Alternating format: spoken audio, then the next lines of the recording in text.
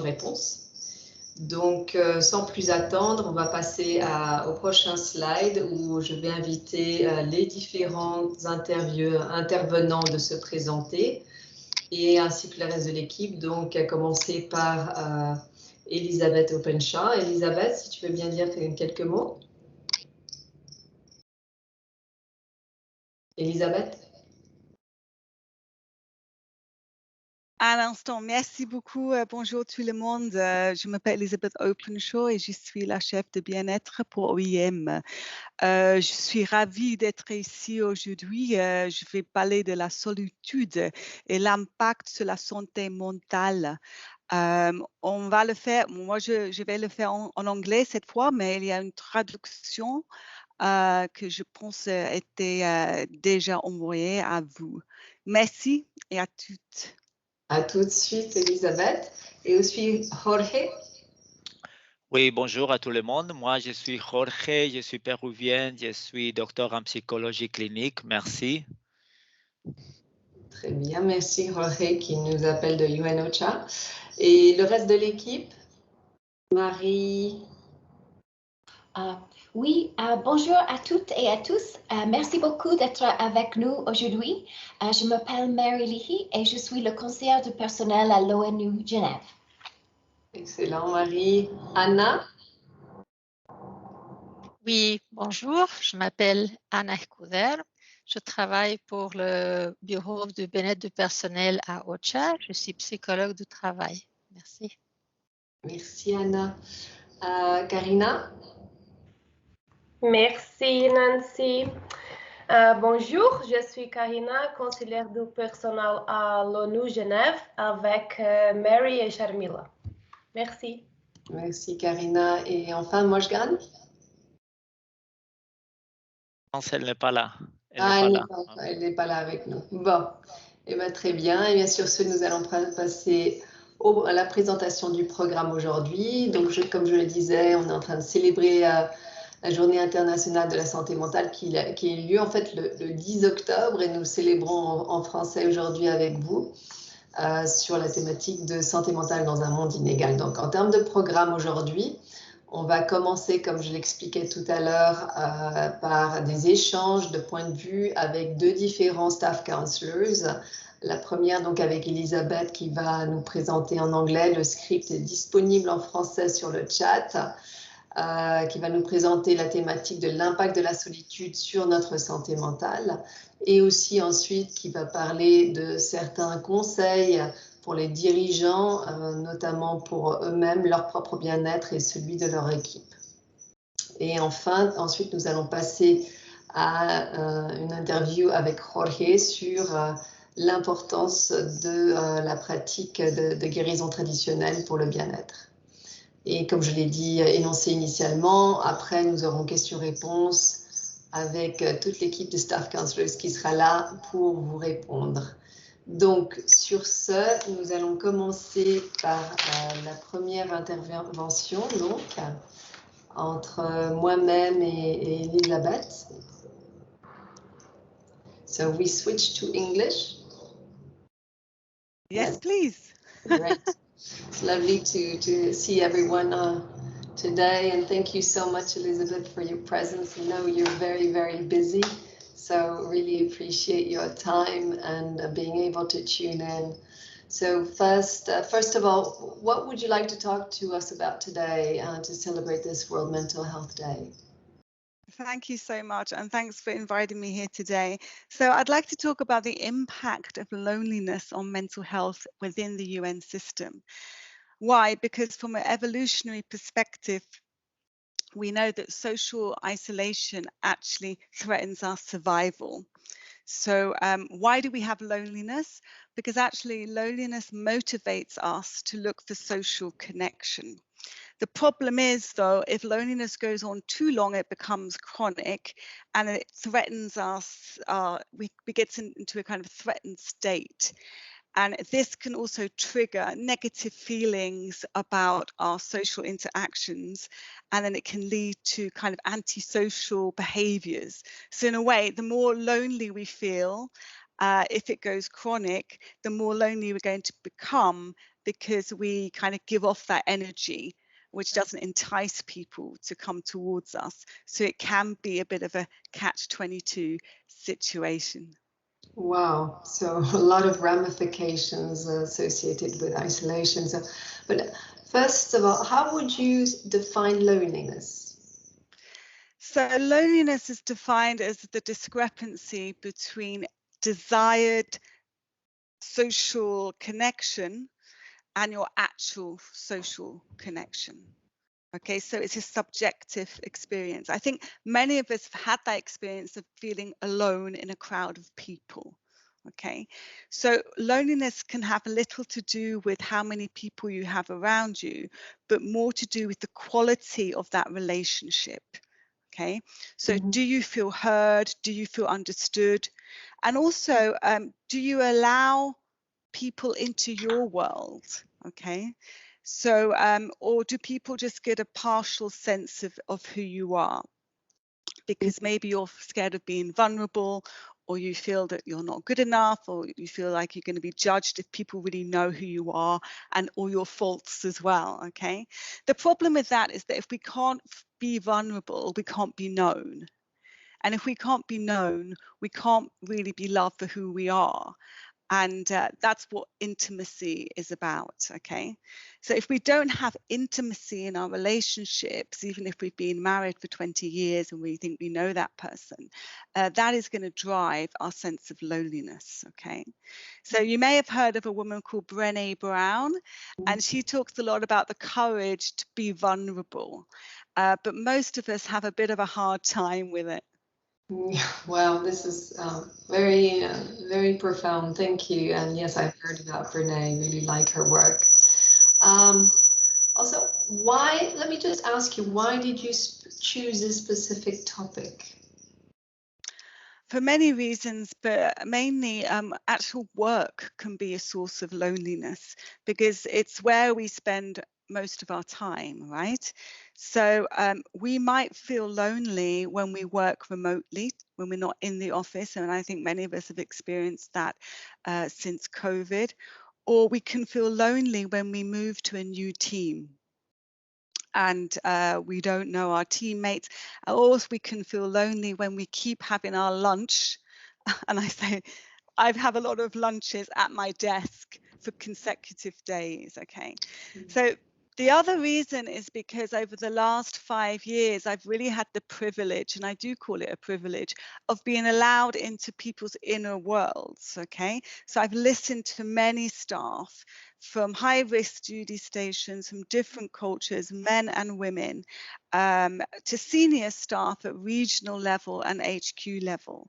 So I've done around 2,000 counselling sessions, and one recurrent theme that arises is loneliness, but it's not often talked about. It's a bit like the silent enemy.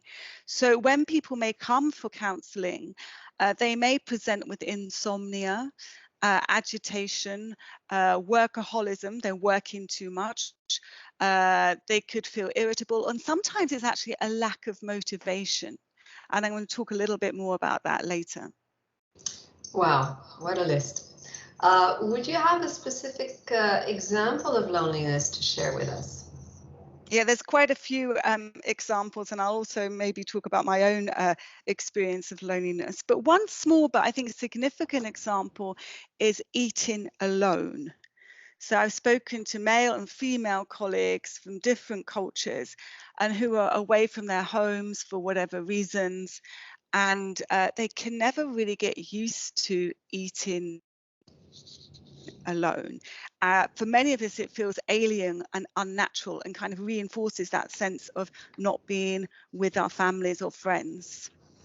The other example I wanted to give, and I won't ever forget it, I think, was when I was in a high-risk duty station in the north of Mali in West Africa. And I remember talking to a national male staff member who told me that he got anxiety and he dreaded Fridays, because he knew that on Friday after work, he would go back to his container and be alone for the duration of the weekend. In these high risk environments, often they weren't allowed to see other staff because of the curfews, the security restrictions. So he couldn't wait to be back into the office, which was also a container, on Monday morning, just to have that human connection. Wow, very powerful. Thank you. Very concerning and sad but powerful example. What would you say about managers and their experience of loneliness? I think that's a really good question. And as they say, the old adage, it's lonely at the top. So a lot of managers and very senior managers have confided in me over the years that they have felt isolated and they have felt lonely. They may be under enormous pressure to deliver results for programs, and they're also accountable for the security and the safety of their staff and also the dependents sometimes. They're also experiencing the same thing as other UN staff, in fact, that they're living away from home. They could be in a non-family duty station, and they may have their own personal issues too. I think one of the big things is that they have a fear. Who are they going to talk to? You know, they don't have someone at their level they can always confide in. And they may fear that they're going to look weak or vulnerable and they have to be strong for the team. So that could be a problem. The problem with that, though, is that if we keep our emotions to ourselves long enough, that's going to contribute to feeling lonely. So again, we need to find a way to connect with other people. I know that, for example, in UNICEF, where I used to work, the senior managers had opportunities and groups to talk about how they were feeling and what they were struggling with. And that really created a strong bond between them. So I think these peer support groups are one way of getting around that.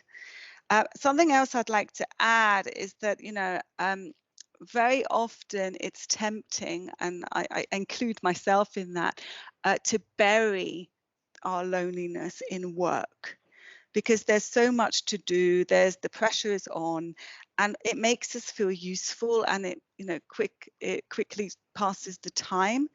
But overworking, whilst you're not having that human quality interaction, is going to invariably lead to a feeling of emptiness, a feeling of disconnection, and a feeling that we don't belong. And it's in our nature to want to belong, right? It's in our DNA.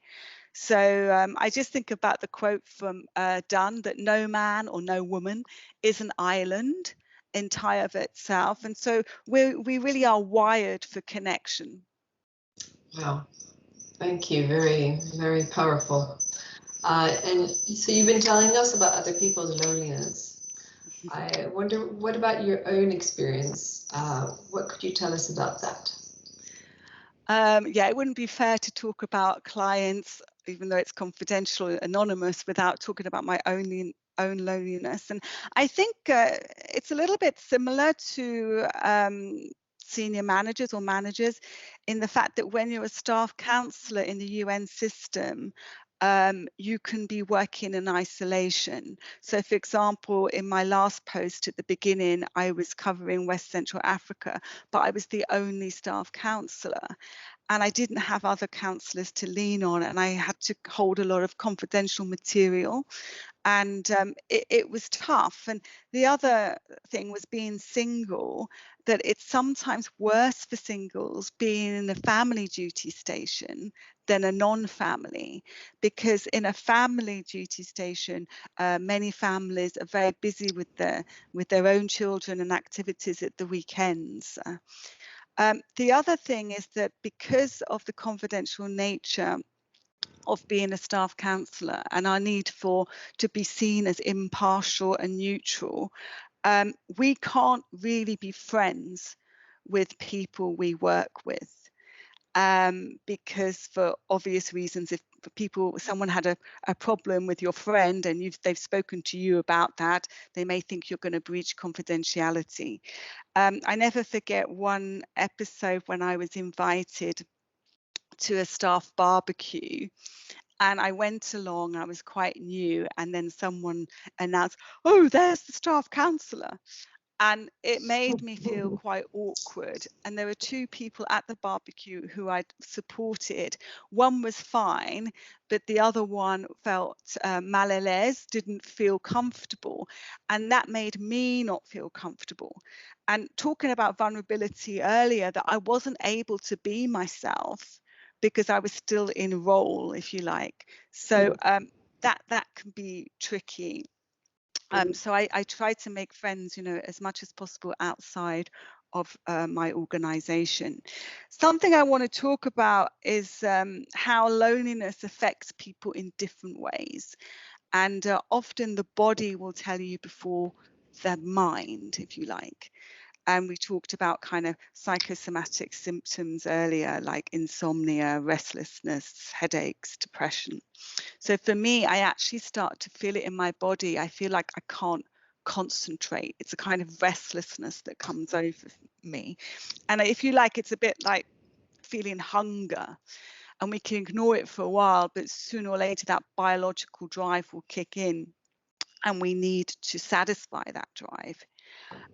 In my last job as well, and I think many people will resonate with this around working in the fields, and I did 3 years of about 50 field missions, and I loved it. I loved the work, but I was often on my own in a container or in a hotel in far-flung places that my family and friends had never even heard of. So I noticed that I spent a lot of time alone in the evenings. And when I had internet, I sent messages to as many people as possible to say, look, I'm here. This is where I am. Why do we do that? Because it's important for us to be held in the mind of the other. We need people to witness our lives. And of course, now social media has taken that to an unhealthy level. But as babies, and the parents out here will know that the caregiver, the baby knows it exists only through the reflection of the other, of the caregiver. Okay, we cannot exist in isolation. Lone wolves didn't, last very long. We were in packs. So we have this kind of innate drive, and that's why when we are really lonely, it can actually feel life-threatening. And then, of course, came COVID. Yes, and in fact, speaking of COVID, what can you tell us about its impact on staff's loneliness? I think we've all felt lonely during COVID at one stage or the other, but you know that loneliness has increased, and I think there's no surprise there. And if we look at loneliness scales, what they measure is 1, feeling that you lack companionship, 2, that you feel left out, that you don't fit in. So it goes back to that need to belong. And 3, you're isolated from others. Okay, so I was helping people who were in transit on mission and then were locked down or tested positive in very difficult locations where they didn't have good medical services, or they were locked in hotels and without any window or internet because they were tested positive. Not just that, but also those who have just joined the team during COVID and haven't had a chance to meet their colleagues. And we know that working remotely can increase loneliness, okay? Something I want to add about technology, and this is for all of us, it's much easier to hide online. So I remember one lonely staff member telling me, and I was at the meeting that she was at, and she seemed very confident and she was presenting and seemed fine. And then she told me in confidence that the next moment she was crying her eyes out on her laptop. So really, we need to think about technology and really reach out to staff, especially if they're new and they don't know the team. Yeah. And speaking of those staff who are new and not met the teams, as you were saying, what if any, recommendations can you make to help them? I think for managers, we need to be we need to be really human and get to know our staff, because if you don't know your staff, you're not going to know if they're displaying kind of symptoms or signs of depression or loneliness. So if someone's normally quite bubbly and then they're quite reserved and withdrawn, that's the key. But if you don't know your staff, you're not going to have that information.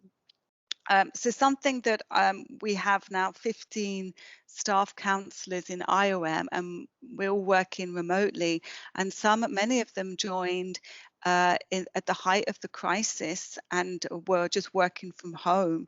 And so trying to be very intentional about building in time for regular check-ins, time to talk about non-work related issues, so coffee corners, and then getting different staff members to work on thematic issues together and having a buddy program. Another way is just small things. I mean, I heard the other day that people have come back and they may have had a child, but no one even mentioned it. You know, it's like, what's going on? You know, how can we celebrate these things even online, birthdays and achievements? And there's a lot we can do online if we have the imagination, right? Now that we are starting to go back to the office, that brings its own challenges for people. We call it the re-entry syndrome. So it's really managers having a chat with each individual and saying, what are your needs and what are the needs of the team and the organization, and trying to see, you know, how can we meet those needs collectively? Wow. Thank you so much, Elizabeth. Very, very interesting points that you're making. One last question from me as we're running out of time, unfortunately. Why would you say loneliness is so bad for our health? Okay, so if you look at research about people who live the longest, it's not necessarily those who are super fit and go to the gym and the healthiest, okay?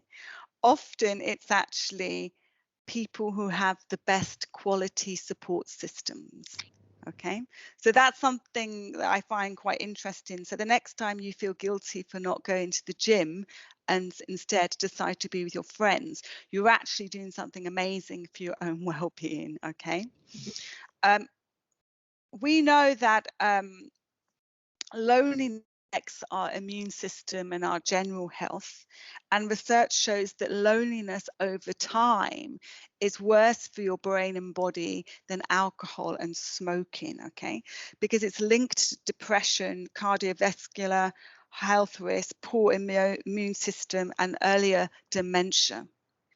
So it really is very important that we are connecting and not trying to isolate ourselves or withdraw, even though it can feel a bit challenging now going back to the office. Thank you so much, Elizabeth. This is really, truly fascinating. So much depth in all the topics you've been raising, and I think very pertinent for so many of us. And thank you for making us feel not guilty about skipping the gym. Appreciate that. Merci beaucoup, Elisabeth. Merci à vous. Merci.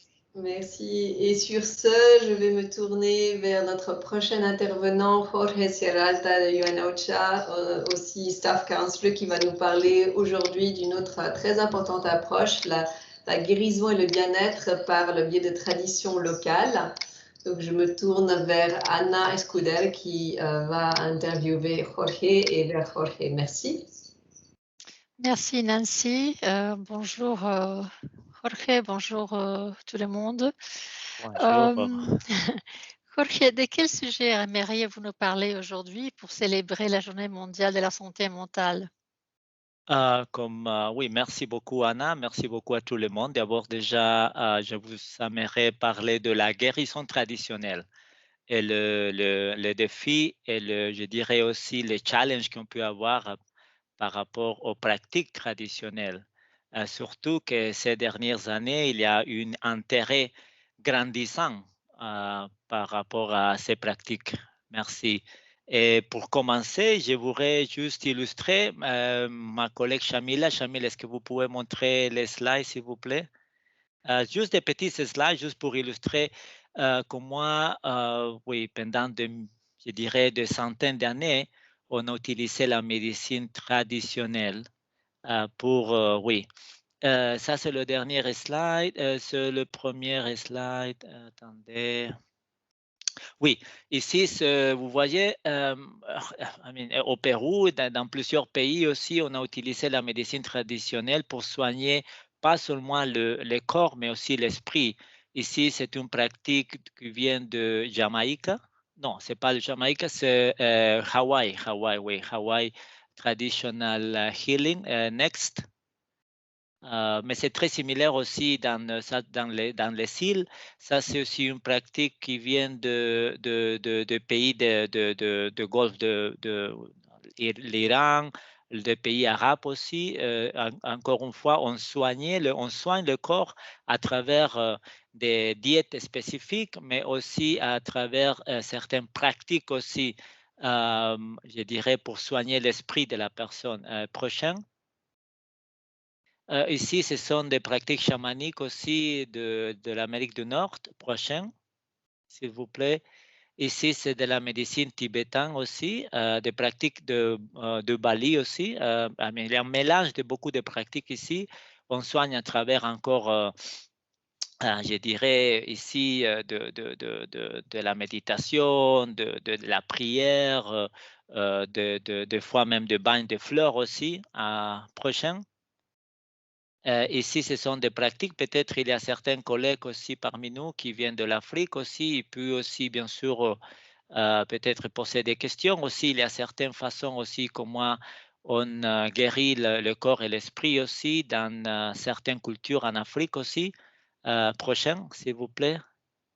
Ici, ça, j'ai pris ça sur Internet. J'ai le livre aussi à la maison. Parce que ma femme s'intéresse beaucoup aux pratiques aussi non traditionnelles, aux traditionnelles comme on dit aujourd'hui. Ici, on voit des méridianes. C'est toujours centré sur l'énergie.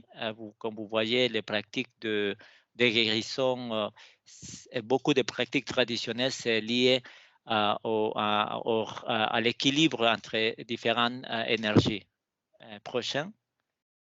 Et ça, c'est la Russie où j'ai vécu 23 ans. Ce sont des mamans qui font des pratiques de guérison. Comme vous voyez ici, il est en train d'enlever le mauvais esprit de la personne. Prochain. Ça, je vais me concentrer et parler un peu plus sur l'ayahuasca. Je ne sais pas combien de vous, j'imagine que peut-être la moitié de ceux qui nous écoutent aujourd'hui connaissent l'ayahuasca. Je vais vous parler un peu plus. Prochain. Ça, j'ai cherché hier combien de retraites il existe dans le monde par rapport à l'ayahuasca et on a dans plusieurs pays. Malgré que c'est interdit, hein, c'est interdit dans certains pays, bien sûr, et je vais parler un peu plus de la médecine ayahuasca. Encore une dernière slide. Collègues, si vous avez l'opportunité de lire cet intéressant livre aussi, Le chaman et le psy, c'est fait ici, c'est un psychiatre et un chaman qui se parlent entre eux et ils travaillent ensemble aussi pour la guérison de personnes. Donc ici, c'est mon grand-père, Federico. Il était curandero, je vais parler un peu de ça aussi. Et ici, c'est moi aussi à gauche. Il y a juste quelques semaines dans les montagnes à plus de 4300 d'altitude. Oui, donc merci. Merci Jorge pour toutes ces illustrations. On voit bien par rapport à toutes ces images que les pratiques traditionnelles sont répandues partout dans le monde. Ce n'est pas seulement dans un continent ou autre. Pourriez-vous peut-être partager avec nous d'où vient votre intérêt pour les pratiques des guérisons traditionnelles? Et aussi, peut-être pourrez-vous nous parler de vous, de votre formation? Oui, moi, je suis, comme j'avais dit dans l'introduction, je suis docteur en psychologie clinique. Donc, mon intérêt, justement, était l'étude de la personne, du comportement de la personne, du psychisme de la personne. Mon intérêt aux pratiques traditionnelles, ça vient peut-être de mon origine. Je suis péruvien Et mon grand-père, que je viens de montrer, était Federico, et lui, il était curandero. C'est quoi un curandero? Curandero en espagnol, ça veut dire celui qui pratique la guérison traditionnelle. Donc, depuis toute mon enfance, peut-être j'avais 2-3 ans, j'ai commencé à voir que mon grand-père faisait écouter les gens, il faisait des pratiques avec certains animaux, il donnait des plants aussi aromatiques aux personnes aussi qui avaient des problèmes, surtout des problèmes psychosomatiques, des problèmes d'anxiété aussi. Il avait à côté son travail, mais il faisait aussi ce travail de curanderisme, comme on dit en espagnol. Et les gens le rendaient toujours de petits services, de petits cadeaux, mais il ne prenait pas l'argent. Il disait toujours qu'un bon curandero ne prend pas l'argent.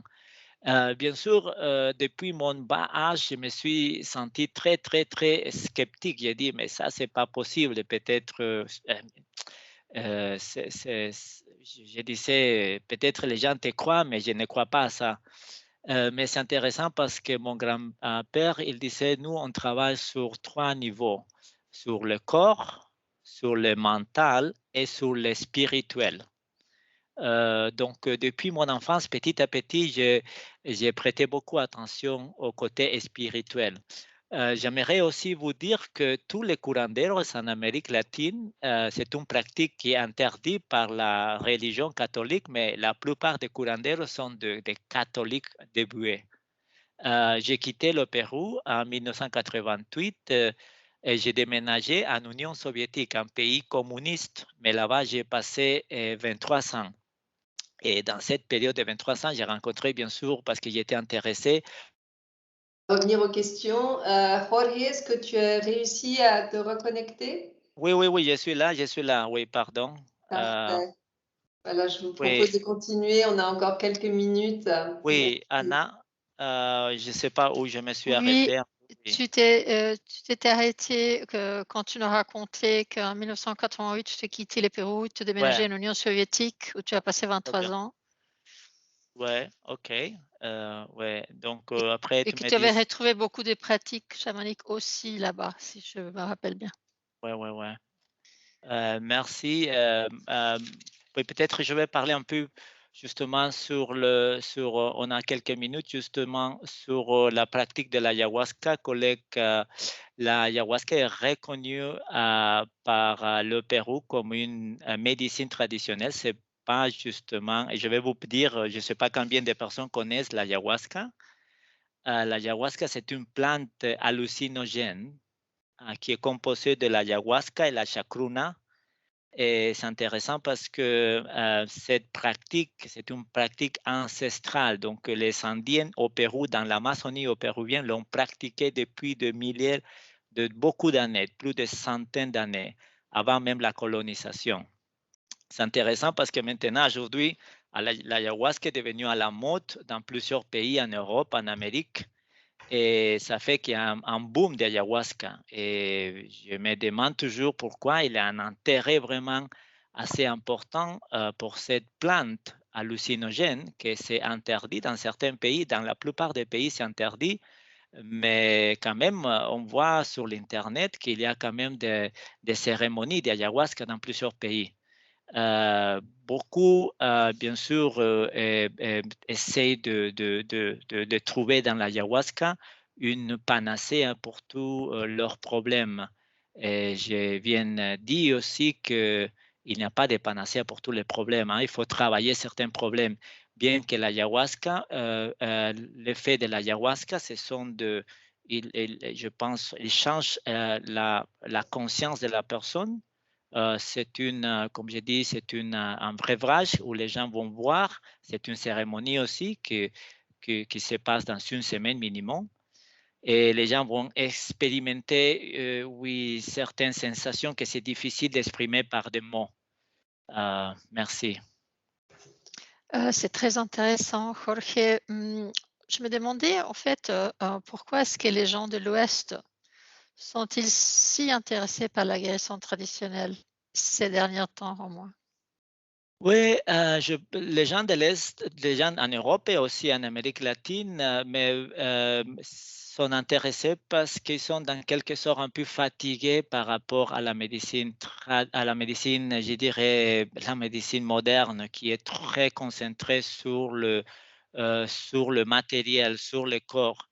La médecine, beaucoup de médecines traditionnelles aussi, ils sont basés sur l'énergie de la personne, l'énergie et l'esprit. Il y a eu des études aussi au Pérou pour voir, parce chaque année, on a environ 10 000, 15 000 de personnes, des touristes qui viennent au Pérou pour l'ayahuasca, et justement, un anthropologue s'intéressait pourquoi les gens, c'était qui venait justement faire participer à cette cérémonie, et c'était surtout des personnes qui avaient mal déjà, hein, de le consumisme en Europe, en Occident, je dirais. Et certaines avaient essayé des pratiques psychothérapeutiques, mais ça ne marchait pas pour certains. Donc, c'est intéressant parce que dans le monde aujourd'hui où nous habitons, beaucoup des Européens, beaucoup des Américains aussi viennent au Pérou ou dans des autres pays pour aussi expérimenter, voir une autre pratique. Et aussi de Péruviens, aussi chamans vont sortir aussi, aller dans des autres pays. Mais je voulais aussi une chose que j'étais étonné aussi, et ça, on parle beaucoup aussi sur la colonisation de l'ayahuasca, parce que beaucoup de chamans et beaucoup de centres de guérison au Pérou, les propriétaires sont des étrangers. Dans la plupart, 70% des centres sont tenus par surtout des Américains. Et il y a, je pense, hein, ici dans quelque sorte une exploitation aussi côté aussi économique de la part aussi de certains pays qui ne prend pas en compte les pratiques justement traditionnelles. C'est très intéressant, Jorge. Malheureusement, on n'a pas énormément de temps. On a encore laissé un tout petit peu de place pour les questions-réponses. Une dernière question pour terminer cette conversation, Jorge. Auriez-vous un conseil à nous donner pour prendre soin de notre santé mentale? Oui, vous voyez, je pense c'est ce qui est. Et toujours, j'ai dit, la santé mentale, bien sûr, c'est quelque chose, et je dirais, chaque guérison ou chaque pratique que vous faites, c'est parce qu'il faut trouver ce qui est bon pour vous-même. Nous, en médecine, moi, en tant que psy, bien sûr, j'essaie toujours de voir l'équilibre de la personne, mais au-delà de ce qu'on voit, il y a des autres choses aussi à explorer. Il faut faire beaucoup attention aussi aux certaines pratiques aussi qui peut-être ne sont pas souhaitables. Je dirais bien sûr surtout sur l'ayahuasca, parce que il y a des personnes aussi qui ont parlé que des effets aussi un peu nocifs sur la santé. Donc, il ne faut pas justement se lancer sur n'importe quelle pratique. Il faut bien étudier, il faut se connaître, et bien sûr, il faut travailler un peu sur son énergie aussi. C'est ça qui est très important. Merci.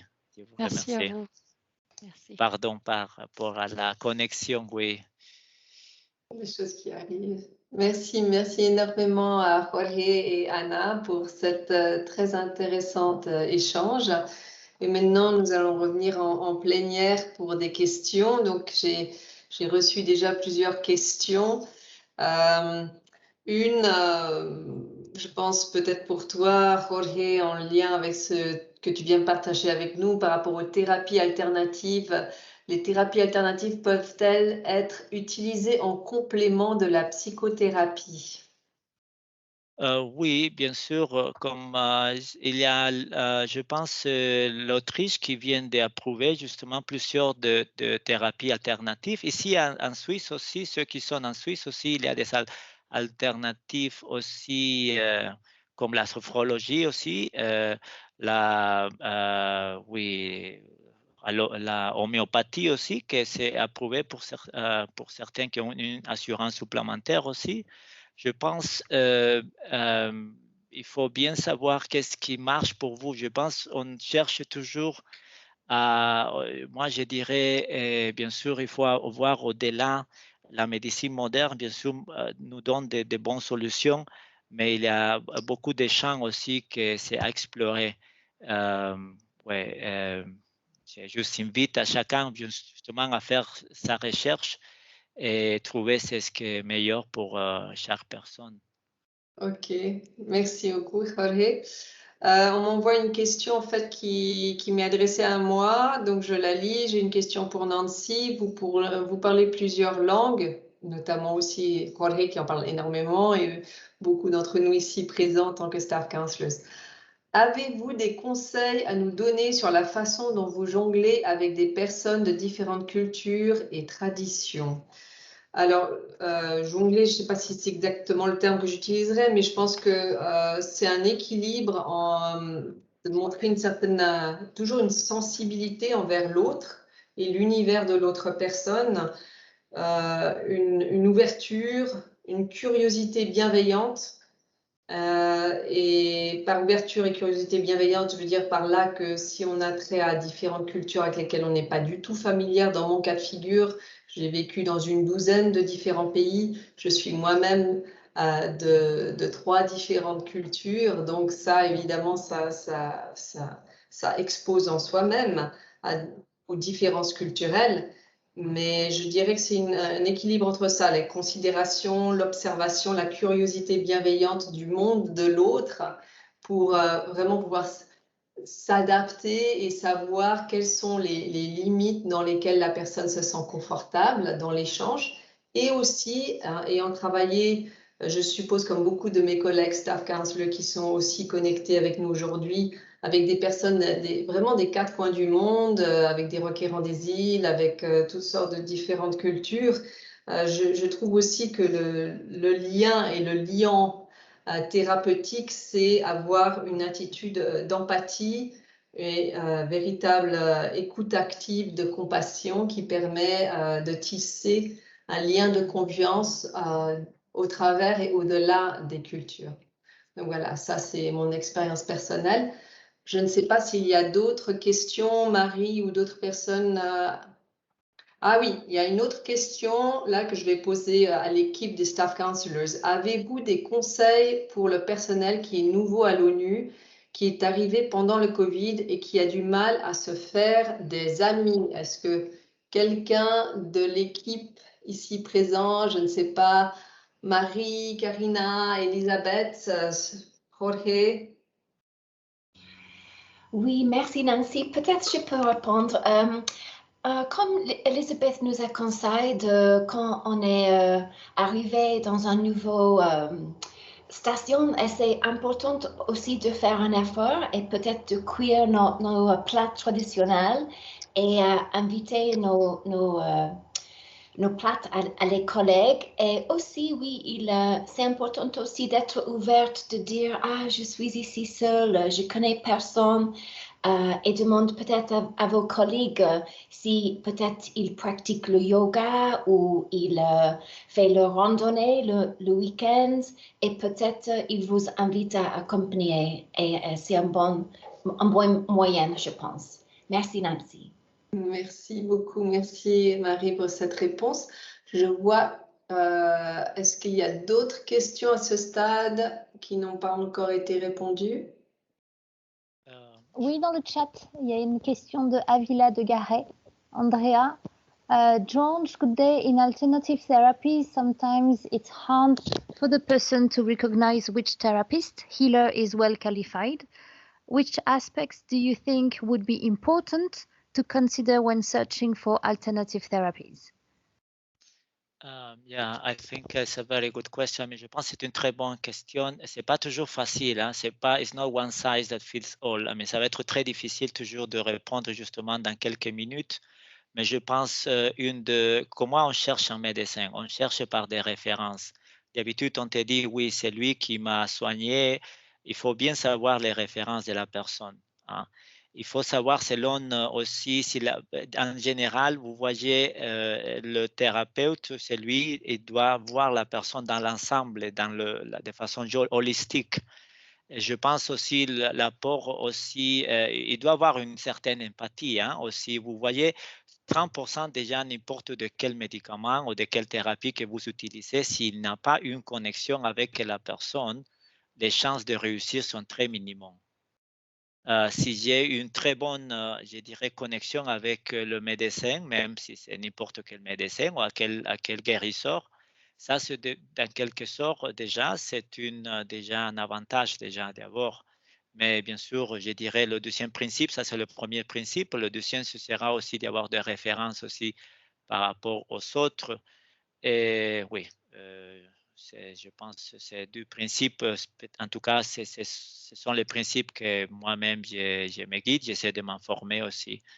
Une dernière chose aussi, j'avais oublié de dire aussi, mais vous voyez, aujourd'hui, on appelle la médecine traditionnelle la médecine alternative. Mais à l'époque, la médecine que nous avons était la médecine alternative et la traditionnelle était la médecine, oui, que les gens employaient. Donc aujourd'hui, ça a changé. Aujourd'hui, on appelle ça la médecine alternative, mais à l'époque, c'était à l'inverse aussi. Merci. Merci beaucoup, Jorge. Et en complément à ça, je sais qu'en travaillant en RDC, en République démocratique du Congo, une autre chose on travaillait aussi avec les médecins traditionnels.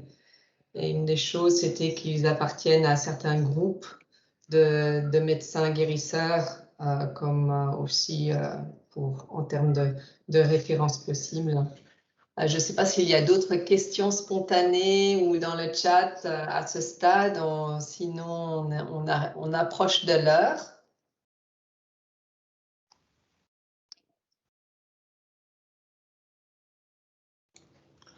Okay. Oui, Nancy, je pense que oui, vous avez répondu à toutes les questions. Merci beaucoup.